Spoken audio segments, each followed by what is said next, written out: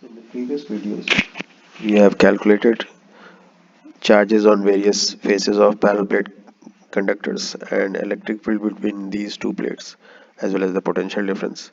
In this case, we have four identical plates which are located in here at equal distances d. The area of each plate is equal to S. We have to find the capacitance of the system between points A and B if the plates are interconnected as shown. So we will use the same formula that we have described in our theory part, link of which is given in the description. If you're interested, you can see that also. So let us consider these four plates: plate 1, plate 2, plate 3, and plate 4. The All the four plates, the faces are labeled as F1L, F1R. F1L denotes the face on left side of plate 1, and F1R denotes the face on right side of plate 1. In similar manner, we have F2L, F2R, and so on. So in this given question, plate 1 and 4 are connected by conductor. So plate 1 and 4 constitutes an isolated conductor, and the total charge remains constant for this isolated system. And since plate 1 and 4 there were no charges given either to plate 1 or to 4, so total charge on this plate 1 and 4 remains constant, and that equals to 0. So we can write it as Q1 plus Q4 equals to 0. Now plate 2 is connected to a positive terminal and plate 3 is connected to a negative terminal. So we can say that this plate 2 will have a charge plus Q. We have assumed it. And similarly, plate 3 will have a negative charge minus Q. So we can write it as Q2 equals to Q and Q3 equals to minus Q. Now we have derived this expression for total charge appearing on F1L or on F4R. That is total charge appearing on extreme left of plate and extreme right of plate, and that equals to sum of all charges divided by 2. This I have derived it earlier. If you are interested, you can see that theory part, the link which is given in the description. So Qt will be 0, this value will be 0, and this will also be 0 because sum of charges is 0 in this case. Now let us assume a charge Q on F1R. Then by Gauss law, F2L will have a charge minus Q. And since plate 2 is an isolated plate and its total charge is capital Q, so charge appearing on F2R should be capital Q plus a small q.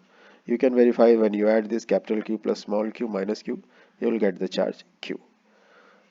Now from Gauss law, on F3L we will have this charge minus times of Q plus small q, that is minus Q minus small q. This is from Gauss law. And so the charge appearing on F3R should be Q. So you can verify it when you add these two plus Q and minus Q will cancel out, and we will have a net charge of minus Q, which is the charge given to this plate. And from Gauss law, the charge on fourth plate will be minus Q, that is on F4L it should be minus Q, so that this comes from Gauss law. Now if we calculate the value of Q, we are able to solve this problem, because once this charges on various surfaces are known, we can calculate the potential difference. The detailed description is described in my previous videos, and once the potential difference is determined, we will be able to calculate the capacitance. So potential difference between first and second plate, that is 1 and 2, is between these two portion 1 and 2 will depend on the charge which is appearing to the left of this face, that is Q. So V1 minus V2 is Q by epsilon naught into A into D. Similarly, V2 minus V3 will be proportional to this charge, that is Q plus small q, capital Q plus small q, and that equals to capital Q plus small q divided by epsilon naught into A into D. Likewise, V3 minus V4 is capital Q, because it is proportional to, if we are talking about these space, so to the left of this space is this face, and the charge appearing on this face, that is on F3R, is small q. So it is proportional to Q by epsilon naught into A into D. Now we have calculated V1 minus V2, V2 minus V3, and V3 minus V4. And since first and fourth plate were connected by a conductor, so plate 1 and plate 4 are at same potential, so we can say that V1 minus V4 equals to 0, or you can say that V1 is equal to V4. So when we add these three, we get V1 minus V4, and that equals to capital Q plus 3Q divided by epsilon naught A into D. And when we equate it with 0, we get this value capital Q plus 3Q equals to 0. So we can say that Q equals to minus times Q3, and capital Q plus small q equals to minus 2Q by 3. Now in this part, we we have just calculated that Qt is 0, so these two values are 0, Qt is 0, and we have just now calculated that this value is minus q by 3. There is a mistake, this value is minus q by 3. So from Gauss law, this value should be plus q by 3, and since the total charge on this plate has to be q, so this plus q by 3 plus 2q by 3, they will constitute a net value of 2q by, sorry, q, 2q by 3 plus q by 3, that is q. Similarly, from Gauss law, this value should be minus 2q by 3. This is from Gauss law, and this value should be minus q by 3, so that when we add these two, minus 2q by 3 and minus q by 3, we will get minus q. And from Gauss law, this value should be plus q by 3.